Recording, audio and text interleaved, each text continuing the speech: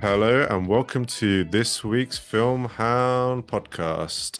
I am David. I'm joined by Katie and Paul, and we are going to talk about film and that the moon is actually a planet. So You've forgotten to mention someone, David. You forgot to mention your Walt Disney World Florida mandated chaperone. who's that? The person behind Your you? Yeah, the person behind you with the big bag of Disney cash that keeps going. Oh, I was looking behind me. I was like, is there any? So there is a very important question that I think the listeners of this podcast need to know, which is, did you or did you not take your daughter to see the Smurfs? Oh no, not yet. You're a bad God. parent. But I might have She's to. clawing at the door going, The options are at the moment for kids, the Bad Guys 2, and she likes the Bad Guys 1. She reads the books, but she's not interested in going to the cinema. Fantastic Four, which I think she'd be okay with, but because I liked it, she doesn't want to go. It's not that. Hang on a minute. She's six. Yeah. Six. No, seven. Seven. Seven. Okay, Seven, so it doesn't matter. She's surely Fantastic Four is not for a 7-year-old. Find out, won't we? If I take her. Am I? Okay, I don't know. I don't think it's that bad. I showed my 6-year-old all the Sam Raimi Spider-Man films, and he was okay with that. You showed him not okay with Spider-Man that. 3. I showed him his favorite was Spider-Man 2 because he is a smart boy. That's a good one. That was probably one of the Yes. best cinema experiences of my life, seeing Spider-Man 2. It was, at the time. I can't think of any better since then. Avengers Endgame when I went on opening night. That was good. Electric. Did double bill with Infinity War and then Endgame at midnight with a whole crowd. Oh my God. That's Actually, I do have a very good cinema experience. The first and second time I saw Lord of the Rings: The Fellowship of the Ring.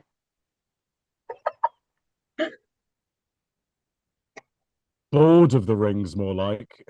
we're very cool, edgy, independent film fans. That Yep. So In that believable tone. yeah. Oh, there is one thing that we should update because we did a whole podcast on it. Apparently, there's going to be another Prince Charles cinema. We did it, guys. We didn't just save them, we multiplied them. They're spreading. Yes, I know. I'm happy and sad for this because the location is not great.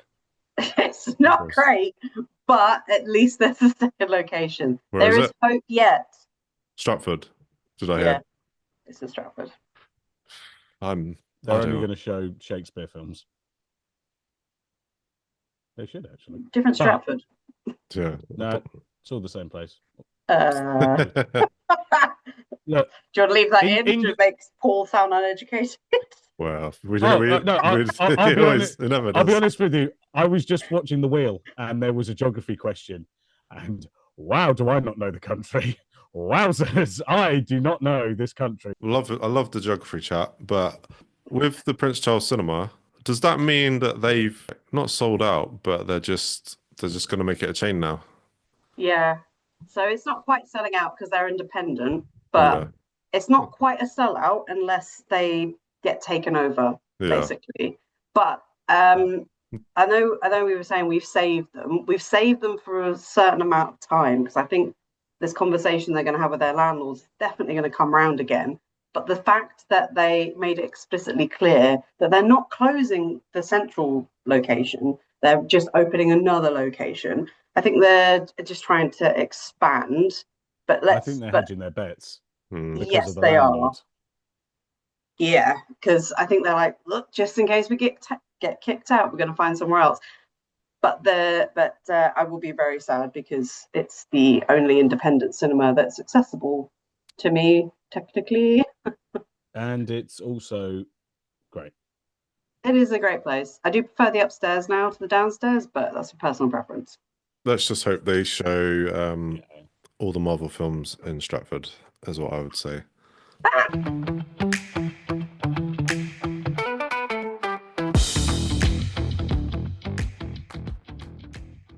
Paul, so this week you've seen a couple of films. I've seen a couple of films. I've seen that we a want to nice talk about?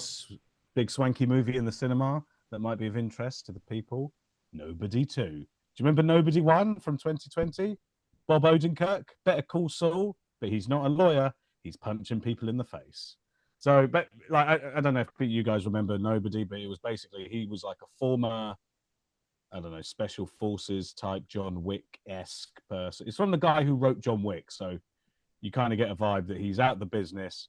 Somebody robs his house, takes his daughter's bracelet. He goes mental, beats the crap out of people. One of them's the kid of a Russian mobster. The Russian mob come after him. He kills them all. And so Nobody 2 picks up, and he's doing some like assassin work for Colin Salmon, who people may remember from EastEnders, obviously. And he's in EastEnders.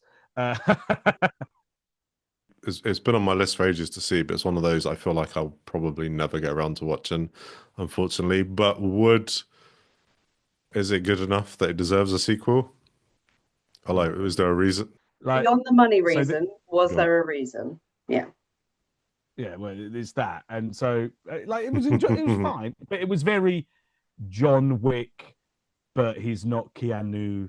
He's Better Call Saul, and this one he's not got the good work-life balance of kicking ass and taking names, and also being there for his family. So he's like, I got an idea. We'll go on vacation to this weird little resort town that I went to as a kid. That my crazy assassin dad, played by Christopher Lloyd, took me and my brother RZA from Wu-Tang Clan. It was the only holiday we had as a kids, and it's my happiest memory. And I'll take my wife, my teenage son, who's being a bit rebellious, and my daughter, and we'll have a nice holiday. And then when they get there, they immediately upset the locals, and it turns out that the whole town works for this crazy, crazy crime lord played by Sharon Stone. I kind of misheard that when you said like it was you. I thought you were telling your life story for a second. Yeah, no. So I used to do wet work for the government before I wrote for Film Hounds, and then my handler with the right film. Yeah, and then eventually I had to retire from that because bad back. But I killed a lot of people, and now I do film reviews. But if you mess with me, I will throw some hands. I do remember seeing Nobody, but I didn't realize it was back in 2020. For some reason, I think like I saw this film years ago, but it was literally 2020, and I don't even remember how I saw it. It must have popped up on some streaming service, and I thought, hey, why the hell not?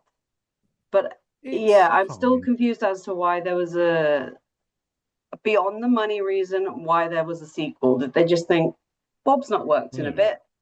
Let's just give him a job. Is it just a fighting film? Fighting. Because I'm not really interested. I will say this film, I think, is a better film than the first one. The first one's fine. This one's slightly better because I can't believe I'm going to say this. There's more emotion. The relationship between him and his wife, played by Connie Nielsen, so fine, is actually developed quite well. Christopher Lloyd as his aging assassin dad, who's always chomping on a cigar and suggesting they kill people, is quite fun. Christopher Lloyd is funny. He's just a funny guy, and I love seeing him in stuff. And in this, he's got the floppy hat, he's got the Hawaiian shirt on, he's got a great big cigar, and he's like, "Let's go and kill all these bastards." And I will say, and I said this to Gavin, there is a sequence where he's on a duck boat, and the local sheriff and some thugs show up. And one of the thugs, no word of a lie, looks like you, David. Very handsome man. To the point where when he showed up in the film on the duck boat, he takes out a knife. He's got a safety vest on. I leant over to former editor-in-chief Jasmine Valentine and went, "That looks like David Garlick." And she spat out her drink laughing. And then afterwards, I messaged current editor-in-chief Gavin Spores and said, "Didn't that thug with the knife look like David?" And his response was, "That's because David is a thug." I'm going to edit that out because obviously I'm the kindest man alive. I'm the kindest person you know, but I Wow. will fuck you up. I really need to see a picture of this thug with a knife. Oh my god, hang on. Let me see if I can. I'll try and find. But yes, by the way, I'm just astounded to realize that Christopher Lloyd is 86. 86, and he's still playing an assassin. I'll admit he doesn't do a lot of assassinating. He's very much I'll be up in the tower with the machine gun. He's not like running. He's not John Wicking through the film. He is very much I'll be sat in the chair with the shotgun. He's the man in the chair. He's the man. Christopher Lloyd is one of the only reasons I'd probably be interested in it, and maybe my lookalike, but I don't know. Would you recommend it to us then? Would you recommend it to everyone listening?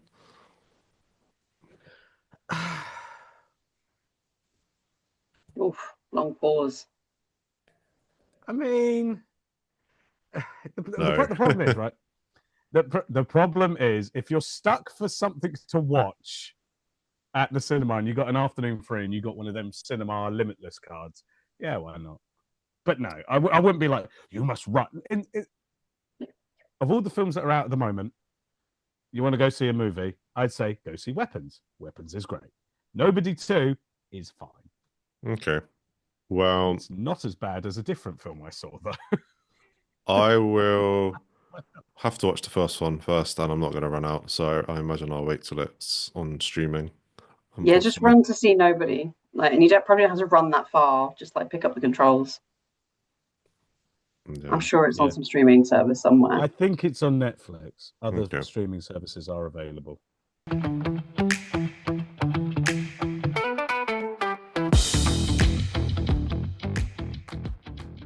I saw for an interview, so plug the site, go to the site because there's an interview, and I think there will be clips on socials of me talking to Matilda Lutz. People may remember her from Revenge. She's in a brand new fantasy film, a reboot of Red Sonja. You remember Red Sonja from the 80s? Brigitte Nielsen, Arnold Schwarzenegger. She's in a metal bikini. He's Austrian. Remember that? Yeah, I do. And do you know what? Vaguely. Yep. I think I watched it during COVID. And I think it was one of the worst films I'd seen. Well. Well, now, have I got a film for you? Red Sonja 2025. And do you know how little faith the makers had in it? It was made in 2022. Oh, that's a big gut punch. Yeah.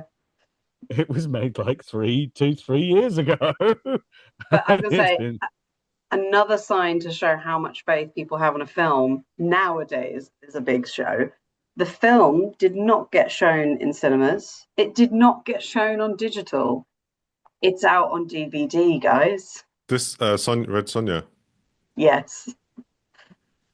That's a big tell. Yeah. For people that don't know the story of Red Sonja, she's based on a Marvel comic that itself is based on old-timey comics by Robert E. Howard. Same guy who did Conan the Barbarian. So it's that kind of medieval fantasy-esque world. And Red Sonja is a young girl with red hair, hence her name Red Sonja, who lives in an idyllic village. Then it's pillaged by some bad marauders. Years later, she's out for some revenge. There's an evil emperor played by Robert Sheehan, who people know from Misfits, things like that. Umbrella Academy as well. He's like an evil emperor that has gladiatorial games. They capture her. He's got a witch under his control. She's fighting in the gladiatorial arena. Rona Mitra's in 2 scenes, underused. Bricks. Then she's like, I'm going to kill this emperor. And then it's fantasy crap. I'll be honest with you, it looks cheap as shit. And like one of the opening scenes, she's at an oasis with her horse. More about the horse in a second. And it looked like it was shot on the set of The Dark Crystal. Amazing. And I like the Dark Crystal, but I was a bit like, where are the Jim Henson puppets, man? Where's it looked like she was about to walk into Labyrinth. Like, I'm like, David Bowie going to steal your baby now? Where's all the little goblins? That's a positive, though. That's a good thing, isn't it? It's not if you're expecting something else. Then... Well, here's the problem, right? The film, the only word I can think of to describe this film is lurching. it's constantly lurching between two tones. So it's lurching between Jim Henson, you expect puppets and songs, and David Bowie, and then it will immediately lurch into Lord of the Rings. So it'll be like, you'll have this scene and she'll be doing, there'll be like weird stuff going on, and it's kind of a bit campy, and there's lots of like bantering between all these would-be gladiators, and then it will lurch and there'll be a cyclops and there'll be like arrows and bloodshed and fighting, and then it will lurch back and it will be somebody going, oh no, what are we going to do? Yeah. And then it will lurch straight back and she's like screaming like, the blood of my ancestors. The whole film is like two tones just constantly bashing heads. The tones, to me, I imagine Katie would love it then. Lord of the Rings, Muppets. Yeah, I'm going to ignore that reference to Lord of the Rings because you said it looked cheap. So Lord of the Rings looks nothing. It's nothing cheap. No, not cheap at all. Nothing cheap. Yeah. No, it's more the tone of Lord of the Rings, the very serious. The fighting. Okay. Yeah, it's that. I checked back on my letterbox because I do remember like really thinking that the original was poor, and I don't often give a 1 star, but I gave it a 1 star. Are we looking at that level of quality, or? I gave it 2 stars. Ooh. And I can tell you what, I'll tell you exactly what those 2 stars are for. One of them is for Rona Mitra being in it, because I think she's terrific and I wish she was in more stuff. And the other star is for a scene where Robert Sheehan, he's kind of, again, the problem is that all the way through the film, I think he thinks he's doing Sheriff of Nottingham in Robin Hood, Prince of Thieves. I think he thinks he's doing that, but he's not. He's doing a bad impression of it. He's more like, this is I think quite a niche version. He's doing Jeremy Irons in Dungeons and Dragons. His worst performance. He's doing that. He's not doing he's not doing Alan Rickman. He's doing Jeremy Irons. But then there is one scene where he confronts a woman from his past, and he gets all up in her face and he goes, I want you to say, I abandoned children.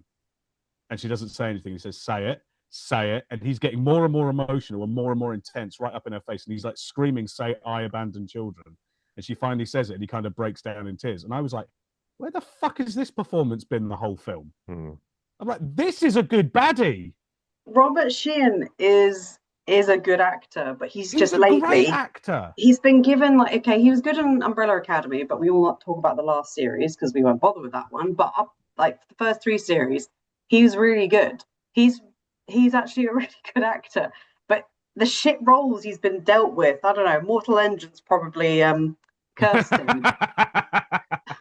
But yeah, it's just quite sad to see him appearing in not great stuff. So let's just say if we find it in Asda for 99p, that's probably where you're actually going to find it. And don't go out of your way to see it. Maybe only buy it if it's in a DVD double pack with the Jason Momoa Conan the Barbarian, because then at least you got 2 movies. Okay, cool. But we did interview Matilda Lutz for the film. She very graciously, she only did a couple of interviews for the movie.'s a busy lady, and Film Hounds was one of them, and she was lovely, and she is good in the film. And you can read that interview on www.filmhounds.co.uk.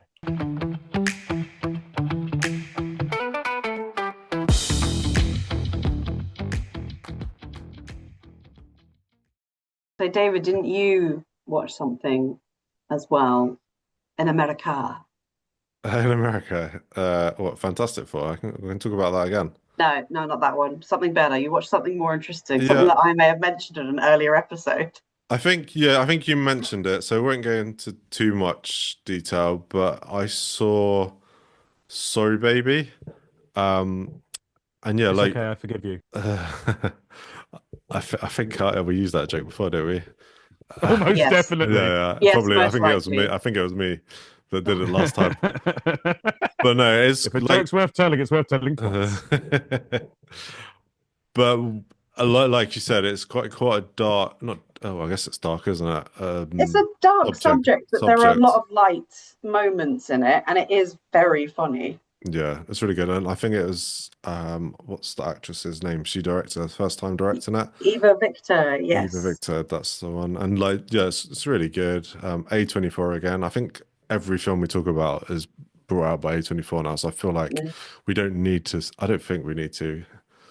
Don't need to plug He's them. a good They have director. enough. That A24. Yeah, He exactly. knows how to make a movie, doesn't he? Yeah. So, but yeah, I would say if you hear what it's about, not to think it's a very serious, deep, too deep, I mean, too dark film, but it's quite light in some places, even though it's basic. It's about someone being sexually assaulted. Um, but yeah, I think don't let that put you off. If I don't, it can be quite harrowing, but she does it in a way that it gets across how harrowing it can be. But it's quite funny in places. I have a question about it, about that tonal thing. Is it a bit like, in a way, like Martin McDonagh films, where it'll deal with something really heavy, but in a kind of blackly comic way? Is it like that? Because by saying it's No, funny, but saying it's about a sexual assault, you're like, no, it sexual. is not. Okay. It's not that dark, and it is not that bleak. Yeah, it's not that Okay. bleak. Okay. No, It's quite light, I'd say. Actually, it's quite a light. Felt like it's about a yeah. relationship with her friend as well. There's a few other people that come along in the journey of like her trying to come to terms with what's happened to her, and it's because it's set over like a few years. It Yeah, starts the year it Okay. happened. No, it starts in the present, and then it goes back like 3 years, and it starts from then when it happened, a year after it happened, and then like the year after that. And it's just yeah, how she's coped, what she's done, how she's kind of reflected on it. I would say, even though it's a very it's a very dark subject, mm, but it's not a bleak, hopeless pit of despair. no, Everything's dire. It's more I don't know how to say realistic, but there's just something very you digestible. Yeah. that is not the focus of the film. The sexual assault really Yes. isn't. It's part of. It's like about her and where she is in life, and that's just part of where she is in life and growing up. And does she want to be a mom? Does she want the relationship? Yeah. And again, that hasn't what happened to her doesn't make it Define them. define her. Yeah. Yeah. So, but no, I would recommend it. It's uh, yeah, Next week. next It's week out sorry, next week. it's out next week in the UK. We already have a review on Film Hounds if you want to have a read of it. I Yeah. feel really like self-indulgent because I wrote the review. Oh, in which case, ignore the review. It's fine. Yeah, just listen to this. Just How just just delete dare Film Hounds you? from your browser.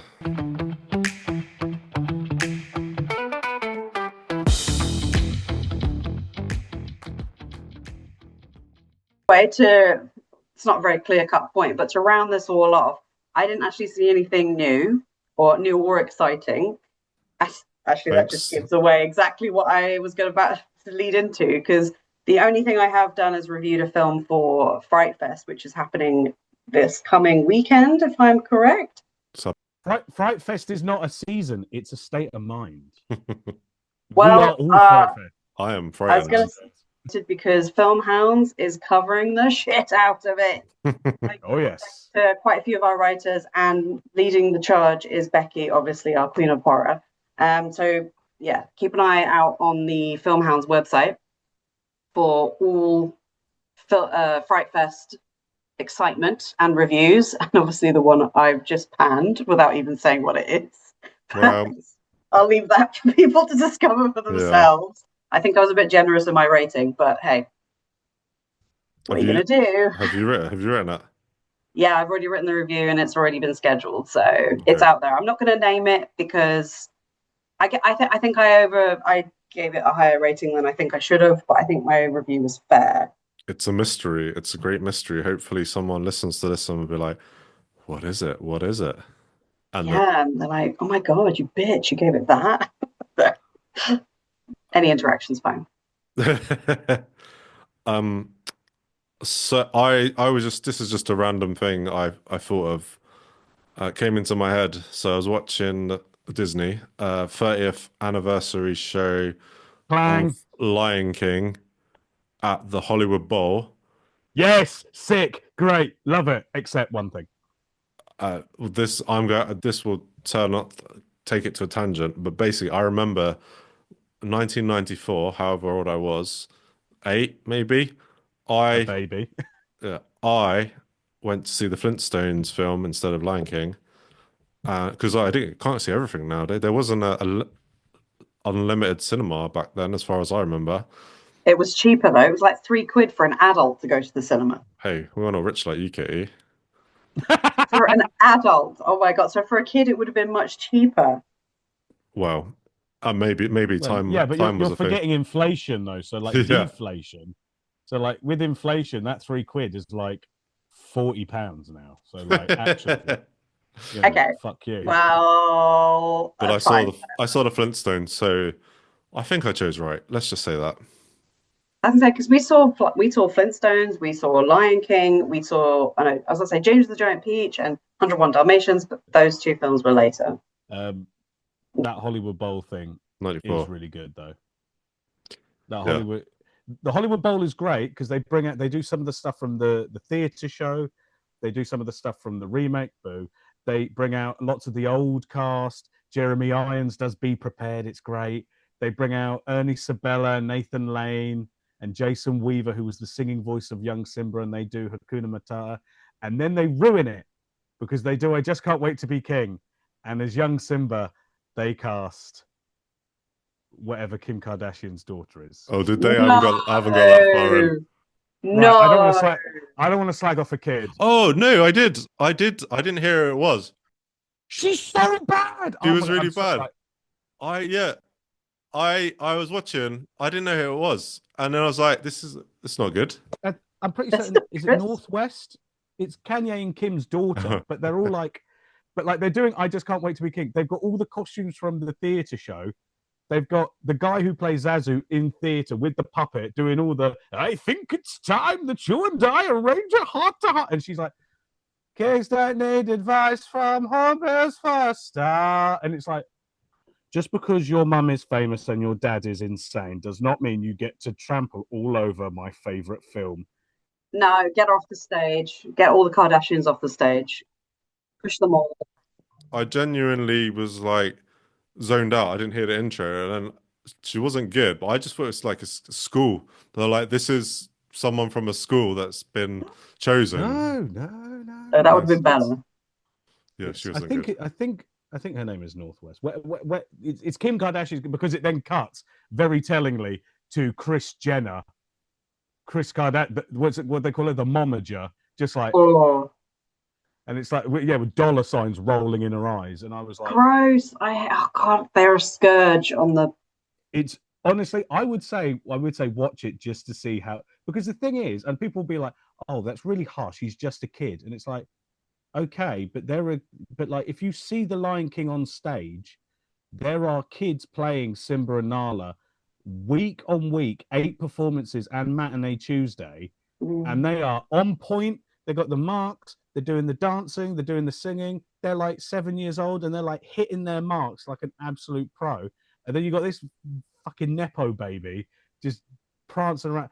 I'm sure she's a good kid. She shouldn't. But I fucking hate the Kardashians. I hate them. They are the worst. I hate the Kardashians. Funny enough, this reminds me of I was watching. This is what I was watching this week. There was a reel that came up saying like the 3 worst things to watch that damage your psyche, and one of the things that popped up, one of the 3, was reality TV, and I was like, I feel validated until I heard the 2 other things. But yeah. I don't. Well, what were the 2 other things? Because I don't watch reality TV because it upsets me too much. Because I get angry. I'm like, this is taking up space of dramas. Yeah, it's just, I hate reality TV. It's a killer. Yeah, but Tom Skinner can get fucked. By the way, I have to put that on record. Tom Skinner, get fucked. Who's Tom Skinner?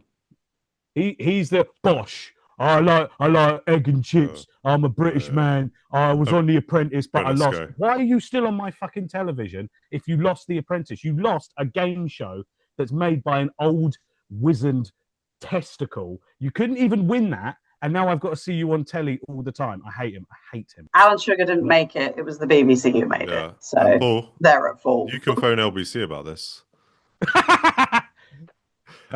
Guys, I have a show on LBC. It's right after Nick Ferrari. It's called If You Thought That Twat Was Annoying. Get a load of this one.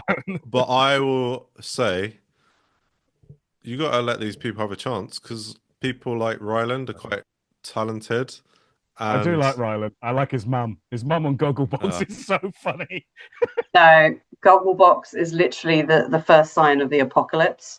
We're watching a reality TV of random people just watching TV. Oh no, I don't like Gogglebox, but I like Celebrity Gogglebox, because they always have Sean Ryder and Bez, and Sean Ryder and Bez are two of the funniest human beings on the planet. They're so funny.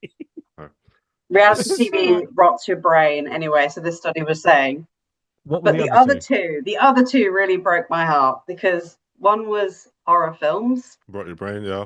I say that to Becky all the time. It's like a response thing. So when you're getting scared and you watch stuff, you're sort of like using your energy, and it's a waste. It's a waste of energy.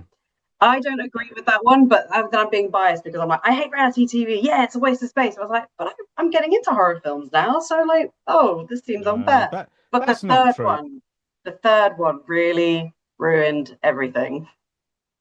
Animated films. True crime. My bread and butter.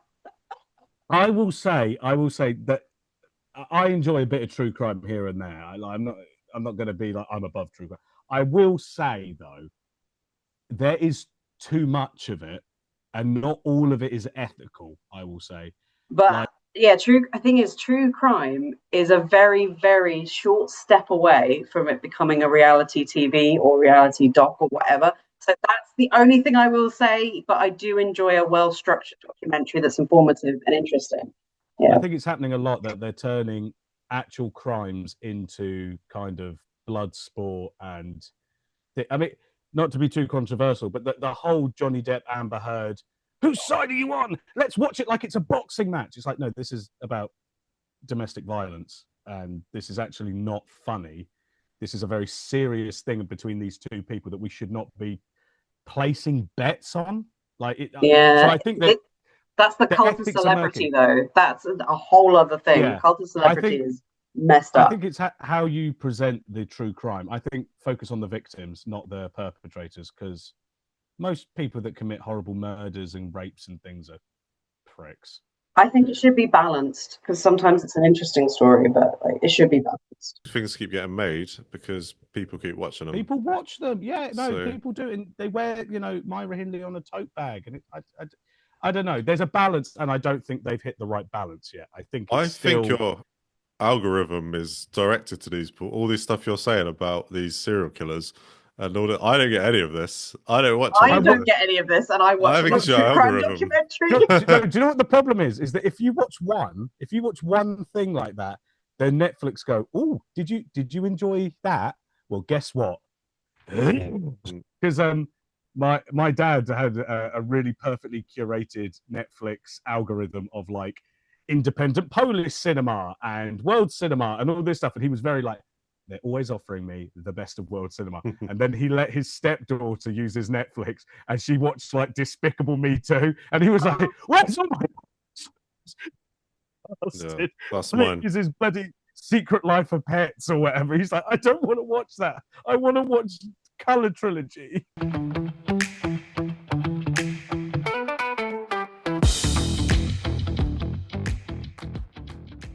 Thanks everyone for listening. What we've learned today is Paul's algorithm gives away his personality, and chaotic. The new magazine is out now at filmhounds.co.uk, and all of Katie's reviews, Becky's with their brain rot, is all up there. And I don't watch reality shows, much horror or true crime, so I am the picture of health. He just watches superhero films and the sports. By the way, you won't take your daughter. Screw her and screw you all. Goodbye.